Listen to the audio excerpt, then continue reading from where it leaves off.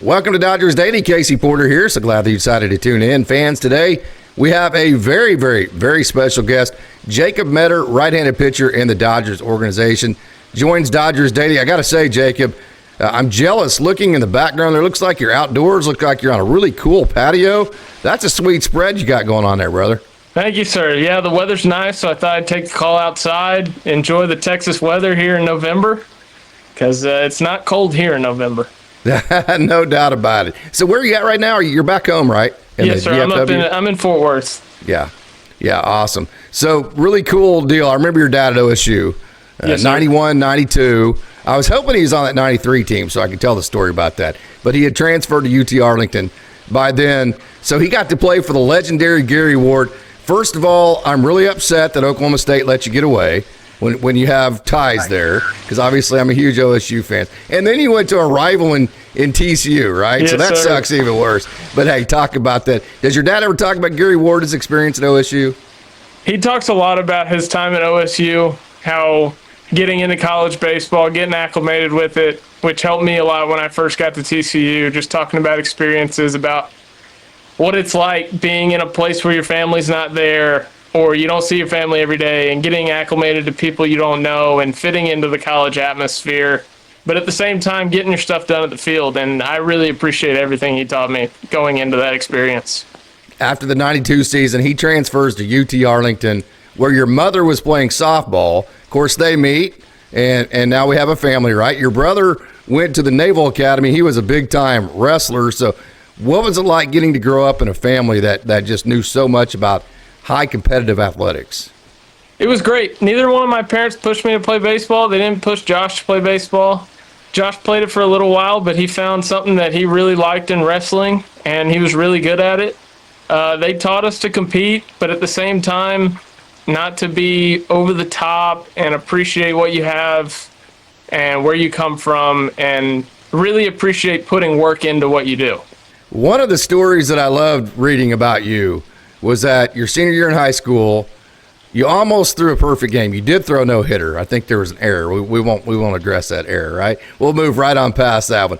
But then you also had a game. Now, keep in mind, in high school baseball, there's only 7 innings, so 21 outs to get as a pitcher. You recorded 19 of them by yourself on the mound. I'm really hoping the other 2 outs were like dribblers back to the mound where you recorded all 21. I don't remember exactly what they were, but yes, I had 2 of those, I believe, my senior year. So my catcher in high school is my best friend, Hunter Pressure. He played at Stephen F. Austin for a couple of years, and we just knew each other so well. He knew exactly what I wanted to throw at all times because we'd played together since we were little bitty, and usually we just try to get in a rhythm, and he would see what was working before the game, and we'd usually stick to that, and just my best beats your best. Let's go get after it. So I got to see, I think you had 3 outings in AA Tulsa. I got to see one of them. I was lucky enough to be there in person, and the crossfire and the way that you sequence, the way that you are able to execute your sequence is very, very impressive. So were you the same pitcher back then? I mean, obviously the velo and the body has changed and all that, but from just a setup perspective, were you the same pitcher back then you are now? It was very similar. Arm-wise, it was very similar, same arm slot.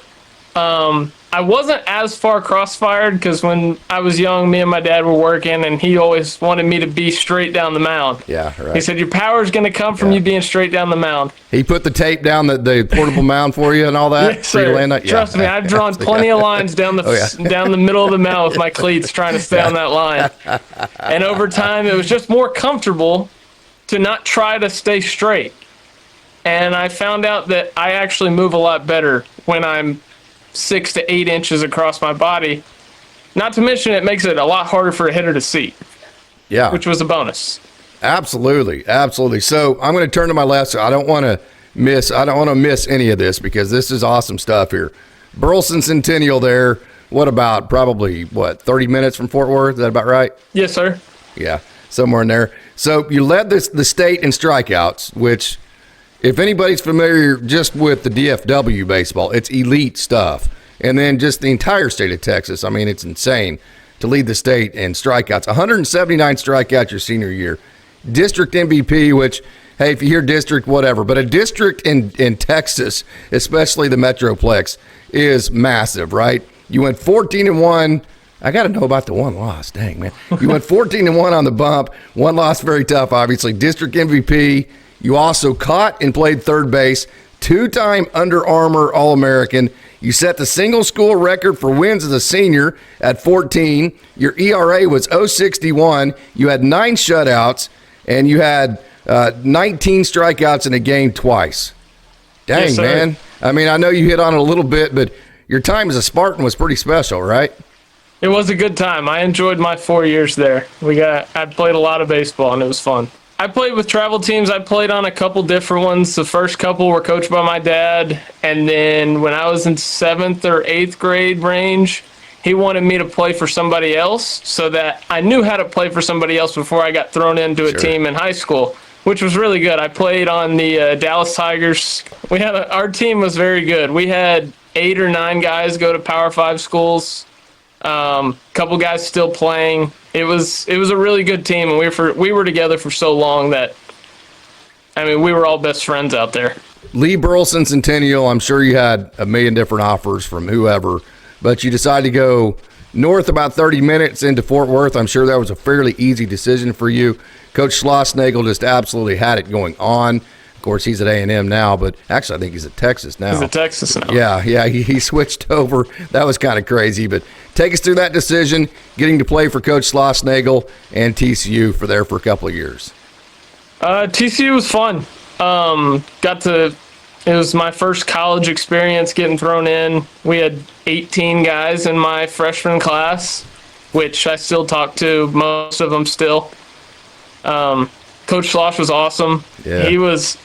He was tough at the field, but at the end of the day, he's got a job to do. But I know that away from the field and even at the field, there's nothing. I mean, you could ask him for anything, and he'd do whatever he could to help you. When I was at DBU, after I left TCU, we played a midweek game down at A&M, and I hadn't seen him since the end of my sophomore year. And I actually had a bullpen that day, and he came running around the infield and coming and giving me a hug and saying hello and everything. It was awesome to see him again. Now, I don't know the man personally, but every pitcher that I've ever heard that has pitched underneath this man, they feel like he's their best friend for life. But Coach Sarlos, your pitching coach there at TCU, who's the head coach now, did you have that type of relationship with him too? I did. He was a great coach. Played in college, played in professional, so he definitely knew the game inside and out. He was a little more relaxed than Coach Schloss at times, but he definitely knew everything he was talking about. He had a lot of good information, and he was a guy that wasn't, hey, you're going to do this certain way. It was, this is what I think. What do you think? And let's have a conversation about it and find a middle ground and find something that works. So you're a fantastic infielder there at Centennial as well. I mean, you could hit. You were a great athlete.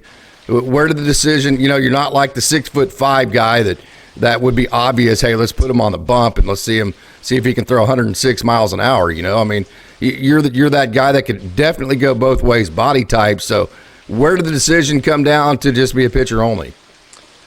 Well, when I was uncomfortable in the box when guys threw over 80 miles an hour, and I wanted no part of it. That is absolutely awesome. And I'm sure that helped you as a pitcher because you remember how hard hitting was. So you got to be standing there going, hey, I've got the major advantage here. Just throw that thing south and get it in the zone, right? Yes, sir. You got drafted in the 31st round coming out of high school, and you turned that down to go to college. Now, you had a dad and mom had all this experience. You had all this great advice, I'm sure, but take us through that process. To be honest with you, I don't think I was ready to go be an 18-year-old kid living on my own.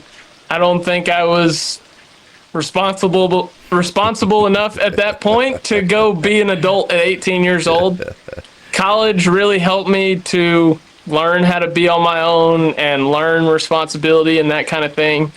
So I think ultimately it was the right decision, and it landed me here with the Dodgers today, so I wouldn't do anything differently. Yeah, I've been to that TCU ballpark several different times, and that stinking student fan base right behind the third base dugout.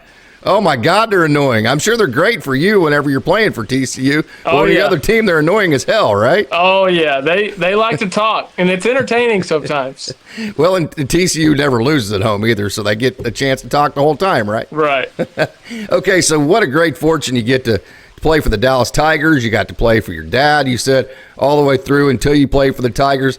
Then you get to play for Coach Schlossnagle, maybe the best coach in college baseball right now. You get to pitch for Coach Sarlos, who is widely revered as one of the best pitching coaches in the United States. Then you get to play for Dan Hefner, who is an absolute stud there at Dallas Baptist. So, man, what fortune you've had to play with great coaches. Yes, sir. Coach Hefner's the best. I say was, he is. I still see him to this day, every day. I work out and train at DBU in the off season. I saw him this morning. He was going to take a walk around the field. I can't say anything bad about that man. He is absolute gold. Off the field, with faith, with family, anything. I've heard that from several different people, and we actually had a kid here in the local metro from El Reno, Oklahoma, that pitched on that team, got drafted, I think, in the 11th round. Rhett Koba, did you get to play with him there at DBU? I played with Rhett in the Texas Collegiate League the year that COVID hit. We were both playing on the Frisco Rough Riders there. Him and a couple other guys that were at DBU, which kind of influenced my decision to go there in the end. But yes, I did play with Rhett on that Frisco team. You get drafted in the 12th round after your college experience, both at TCU and Dallas Baptist. So I want to back up before you talk about that decision. So for all the young people out there, of course, it's different for everybody, that think always turning pro, always going for the money is better than going to college. What would you say to those people? I would disagree. I think it's different between person to person. Like me, myself, I wasn't ready to go be on my own like that. But then there's other guys that are. And I think it depends. And I think that's a decision guys have to make with their family and with people close to them. Because it's not a cookie cutter situation. It's very different for each guy. Absolutely. So you improved your stock. I mean, we're talking, 31st round coming out of high school. You go play for two legendary coaches in college. Next thing you know, you turn that around into a 12th round draft pick in 2022. So talk about that and that decision and all that draft day and what you remember from it. I remember sitting there in my living room, and my agent, Bobby Witt, called me and told me Oh, that's your agent? Yes, sir. Okay. Yeah. He called me and told me that the Dodgers were going to take me there in the 12th, and it was very surreal. I was ready to go play pro ball, and I'd been waiting for it for a very long time since I got drafted the first time. And I remember him telling me that, and my dad said I had a smile on my face for 4 days. It was awesome. It's a day I'll never forget.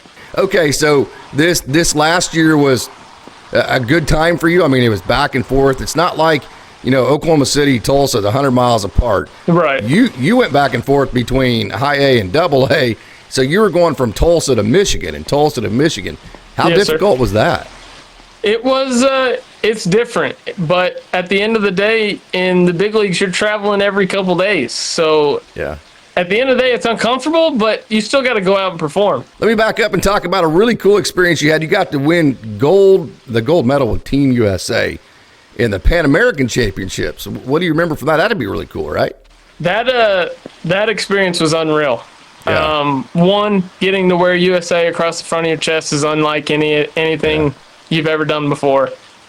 And I'm glad I got to do it. And we had an incredible team. I think there are 8 current big leaguers that were on that roster. And we went down there and we respected the game, but we beat people pretty badly. Okay, so let's get back to your experience here with the Dodgers. Drafted 2022, your short season goes well, and then you end up getting injured in 2023 and have to shut the whole thing down. Talk about the injury and how frustrating that was. It was a shoulder injury. It was very frustrating. I had never been hurt before. I'd never had an injury that lasted more than a week. It was a very big adjustment to being able to see the big picture in the rehab process and realizing that, hey, this isn't a 2-3 week thing. This is a couple month thing, and you need to treat it the right way in order to come back better than you were before it happened. So it was eye-opening, to say the least. I missed playing for sure a lot because I'd never not gone that long without playing. I think it was 16 months without playing in a game. And I remember when I got back in a game for the first time, and it's like riding a bike. 100%. So you miss all of 2023, and so this last year you threw 100.2 innings in your first professional full season, and you did that having to travel back and forth between Tulsa and Midland, Michigan. So, hey, talk about what your first full professional season, how you felt like going into the offseason that went for you. It was long, man. Yeah, I'd never played that many games before. Yeah, absolutely. But yeah, I you're in wouldn't junior. trade You're it. like, hey man, we're almost done. No, you're not. No, you get to the All-Star break and you're like, oh, we still have a lot of games left. Absolutely. No, but it was awesome. I mean, played with a lot of really good guys, lived with different guys over the period of time that the season went on. Adjusting to the playing every single day rather than every weekend in college. Yeah. It was different. It's a grind for sure, but as long as you can focus on the game and then be able to enjoy it and have fun, I mean, there's nothing I'd rather do. Hey, what was it like getting to pitch to Dalton Rushing while you're in AA Tulsa? I like throwing a rush. I threw to him a lot the first year we were here in Rancho and then in Instructs, and we kind of got on the same page after the first couple, and then it feels like every time I throw to him, we just kind of roll. Yeah. You're a very competitive person. I mean, you pitch with a lot of passion and a lot of fire. I love it. It fires me up every time I watch you pitch. And so Dalton Rushing's the same way as a catcher. I always tell people one of his best aspects to him is that he holds his pitchers accountable, and if he doesn't feel like they're pitching with the right amount of intensity, he will let them know about it. And he'll will let put you that know for sure. Yeah. Oh, yeah, he keeps you on track. Yeah, he does. That's his best quality. I mean, as great as he is physically, is that not his best quality? I agree. The dude's an unreal player. Behind the plate, at the plate hitting, but his mentality is better than anything else that he has. So I mentioned I got to see one of your 3 games there at Tulsa. I think it was some of the best pitching you did all summer. So talk about that period in AA and the differences between the competition levels between there and at High A Great Lakes. There's definitely a pretty clear difference. I remember telling my pitching coach in Great Lakes, David Anderson, about it, and then also in Tulsa, talking about how the biggest difference between High A and AA that I could see is the guys at the plate, their ability to lay off pitches that are an inch off the plate. Yep. It's night and day difference. Yep. You have to learn how to beat guys in the box is what we boiled it down to. And you have to see that your stuff is good enough to beat guys in the strike zone. And you have to be able to use that.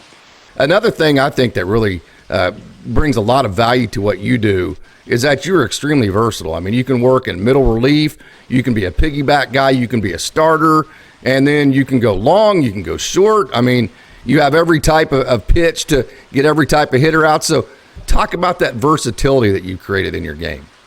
I actually enjoyed moving from starter to piggyback and kind of back and forth because it keeps it different. Getting in a routine is awesome, and I'm very routine-oriented when it comes to pitching. Now, you can ask my pitching coach at Great Lakes, David Anderson. I had everything written down to the minute on my schedule before my starts. But going into that piggyback role, it's not set in stone. Right. Sometimes I'd come in the 4th, sometimes it'd be the 5th. So being able to adjust to that and warm up in a different way was very good for me this year because it got me out of my comfort zone and it made me adjust to a little bit of adversity, not knowing when exactly I was going in the game. Okay, DA, you mentioned him a couple times, Dave Anderson at Great Lakes. And Durner Linger, Ryan Denick, they're all awesome. But Dave Anderson, he's like the most creative human being of all time because Great Lakes always has like 40 pitchers on roster, right? And he figures out a way to get everybody the amount of innings, whether it be through simulated bullpen game or whatever. Talk about the creativity of Dave Anderson at Great Lakes. That dude has got some ideas that you wouldn't think of if you sat down and tried to think of it for a year. But it's all got a purpose. Like, he realizes and looks at how everybody moves. And I feel like the dude can just make stuff up and pull it out of a hat, but it works. It does. Like, he's got different drills for each guy. You can't pay attention to a drill somebody else is doing because it's created specifically for that guy. Right. I mean, DA would put in so much time. It was unbelievable. We'd be on the bus. I'd look over and he would be going at it. Yeah. Whether it was getting ready for the team we were playing that week or watching video on one of our pitchers trying to find something that isn't moving right or anything like that, that dude could get after it. Okay, let's talk about your pitch mix here. The crossfire, we talked about that. It's very, I mean, like, I wouldn't want to hit it as a right-hander. I mean, it's like it's coming from the third base dugout. 4-seam, 2-seam, slider, curve, change. I mean, you got it all. So take us pitch by pitch through your pitch mix. Fastball, I try to use it a lot. I try to use it 60% of the time because at the end of the day, it's probably the best pitch. A lot of guys think it's not. They think the stuff that moves a whole lot is better than the traditional fastball. But there's a reason that everybody throws a fastball. You have to be able to use it. And you have to be able to use other pitches to keep guys off the fastball. Yeah, right. I like throwing more fastballs than anything else because I think it's my best pitch with the ride and run that it has. Do you have a certain metric? You know, you mentioned your fastball. Do you have a certain metric that you look at every night? The amount of times you want it to land in the zone? I mean, are you like, okay, I need my fastball to be a strike 60% of the time? Do you break it down like that? We have goals that we want to be in the strike zone with the fastball. I think it's 65% of the time, 65. I think is our goal. It's not always going to be that way. Sure. I usually stay around 50%, but it's effective because ride and run of ride run, other pitches that I use. So not being in the zone as much with the fastball has been effective for me. And ever since I was little, I haven't been the biggest, I'm going to throw 90% strikes with everything. It's just not going to happen. It's not how I throw. So my glove side fastball is when it's the best. I don't know why. There's a big scientific reason to it on why my body moves that way or anything like that. But glove side fastball is the best. Tunnel, because then I can go slider changeup off of it.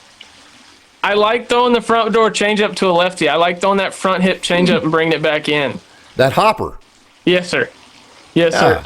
But I feel like that's my best tunnel, and where my body moves the best is when I'm going towards that glove side rail, and I try to stay there with everything.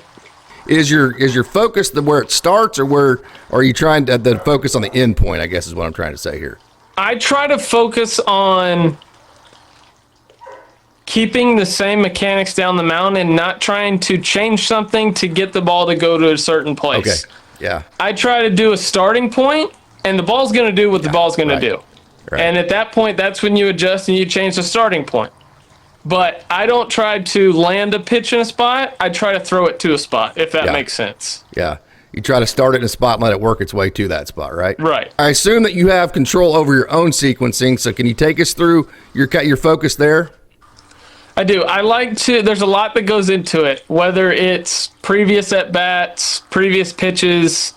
I like to look at swings. I look at swings on guys on video before I even play them to see if their swing has a hole.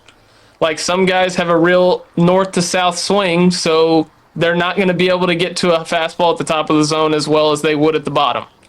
Guys with very flat swings tend to get to the top better than they do the bottom. Right. I think doing research on hitters and using your eyes during the game to see what guys are doing is the best way to sequence. And then you know your stuff, and you use the stuff to the best of its abilities.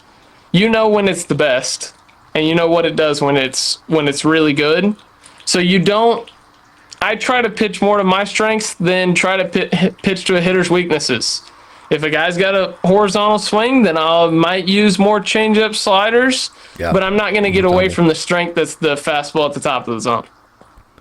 100%. And also being a guy that moves the ball quite a bit, trying to rely on weak contact, trying to move the ball away from barrels I would have to think TrackMan's a pretty big tool for you because you're able to see just how much my ball's moving. Do I need to change my grip based on that and all that? Does that work for you like that? I like looking at the TrackMan. I understand all the data and everything, but I'm not live and die by it. Right. Like I know I go better off field than I do looking at a computer screen.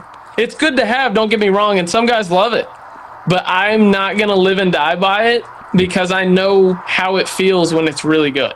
And I'm not going to let an iPad tell me whether or not it was really good or not. Yeah. Because at the end of the day, when you're out there on the mound in the game, it's you and a hitter. You don't have an iPad sitting behind the mound. Right. Yeah, TrackMan's great for those bullpens. Yes, those sir. off-season sessions when you're trying to hit a velo number or something, TrackMan's great. Yes, but sir. when you're trying to get a professional hitter out, I don't know, man. Then the TrackMan's out the window and it's go get an out. That's the goal. Absolutely, especially for competitive people like yourself. Okay, so the last question of business here. You're back there in the DFW Fort Worth area. So that's where you're at, but tell us what your routine is. What have the goals been that the Dodgers have given you, and what are you doing for the off season? I've been training up at DBU. Coach Heath loves having us out there. All pro guys are welcome anytime, any place. Doesn't matter what's going on, and we all know the code to get into the field, so it's come whenever. We have a good group of guys that go up there every day, and I go up there every day in the morning, work out. Usually done by 11, so that way I still have the rest of the day to be a person. But it's definitely a grind getting up and going and getting your work in and being on schedule, getting ready for the season that's coming up, because at the end of the day, that's the job. We're getting ready for February to go back to spring training. All right, fantastic. Hey, you ready to answer some fun questions? Let's do it. All right. The first question is, what is the code to the gate at DBU? No, I'm just joking. Not going to give that one out. Okay, very good. Okay, you got plenty of time whenever you get done with your workouts, and I know you love fishing. Yes, okay, sir. And so I got to ask you, are we farm pond, or are we getting in a bass boat and going on a lake? I really like getting in a bass boat, going on a lake. Me and Logan Boyer would do it 2-3 times a week the year that we were in rehab, and we got really close because of that, and we had a great time every time we went out. Biggest bass you ever caught? Probably somewhere around 8 pounds. Oh, really? Wow, that sucker's big then, right? Really, Take pictures of it? A really good fish, but not a monster. Did we throw it back? Yeah, we threw it back. Did you take pictures first? Of course. Okay, fantastic. On the wall and all that? Okay, probably on social media. Love it. Oh, yeah, Absolutely. And you got to hold the fish real close to the camera so it looks really big. Absolutely. Yeah, the closer you get, the bigger it looks. Absolutely. Yeah, I got this 2-pound bass, but if I hold it close to the camera, it looks like a hog. Absolutely. Like you could barely hold it up, right? I mean, Logan's a big boy. You might have to have him hold it up at some point there. Yeah, okay. So some people could say that being able to crossfire and throw strikes at the more than a 50% clip is a superhero power. But if you could be a superhero and have a superhero power, what would it be and why? I feel like I'd want to fly and skip traffic. I hate traffic. I feel like sitting in traffic is one of the biggest wastes of time. I would be able to fly, and I'd fly right over the top. Fantastic. So I guess if my next question is, if you could be any animal or compare yourself to an animal, which one would it be? Oh, man. If I want to be any animal, I'd want to be my dog, because he just lays around, sleeps all day, and eats and has a great time. He's running around in the front yard with his tongue hanging out, chasing a butterfly, and not a care in the world. What kind of dog we talking here? He's a beagle and wiener dog mix. Oh, he's spoiled as hell then, man. Oh, yeah. He's old, too. He gets just about anything he wants. Yeah, he eats popcorn whenever Daddy spills it all over the place, right? Popcorn, animal crackers. He loves animal crackers. Every time he hears that big plastic bear rattling around, he comes running around to the pantry. So, like, if you could be your dog and be able to fly and lay around all day long and eat popcorn, that's like perfect case scenario right there, right? Oh, yeah. For sure. Okay. What is the funniest thing that has happened to you lately? Funniest thing that I can think about, when I first got to Tulsa, we went and played golf. And Alex Freeland was my roommate in Great Lakes until he got called up. And we became really, really close friends. So this is the first time I'd seen him since he got called up. And we're in the golf cart and a song comes on and we're both singing and dancing and laughing. And it was really good to see him again. I really enjoyed it. And we were just, it's like we were 13-year-old kids out there having fun. That's absolutely, what golf course? Oh, what was it? I don't know. It was one that I'd never played before. I don't remember the name Canyons? of it. No? Not Southern Hills, right? It might have been Southern Hills. Oh, wow. Big time. Yeah, I think it was Southern Hills because the next week we played, I can't remember the name of the course. I'd never played in any of them, but they were awesome. Okay, if you had a time machine, would you go back into the past or would you look into the future? I'd go back to the past. Gonna go watch your dad pitch at OSU, or what are we gonna do here? Anytime before cell phones and social media. Yeah, absolutely. Social media is great, but some people rely on it too much. Okay, one last question for me. What is one thing that all of your coaches, you talked about your dad coaching, your Dallas Tigers experience, the legendary Schlossnagle and Dan Hefner, you've had all these wonderful coaches in the Dodger system. What's one thing they would all say about Jacob Meador? I'd say that one thing that makes me stand out is my attitude. I've never been the biggest guy on the field. I'll never be the biggest guy on the field. But I can tell you that I go out every single game and think, how many times are you going to come to the plate so I can beat you every time? Yeah. And my stuff's better than your stuff. Let's go head to head and see who's better this time. Hey, final thoughts, Jacob Meador. This has been a lot of fun. I've taken a lot of your time, so thank you so much for joining with Final Thoughts. I appreciate you having me on. It was a good conversation. I liked going back and forth and talking about baseball. Yeah, I haven't talked about a whole lot of baseball here in the off season, so it was nice to get back to it and really think about the game a little bit.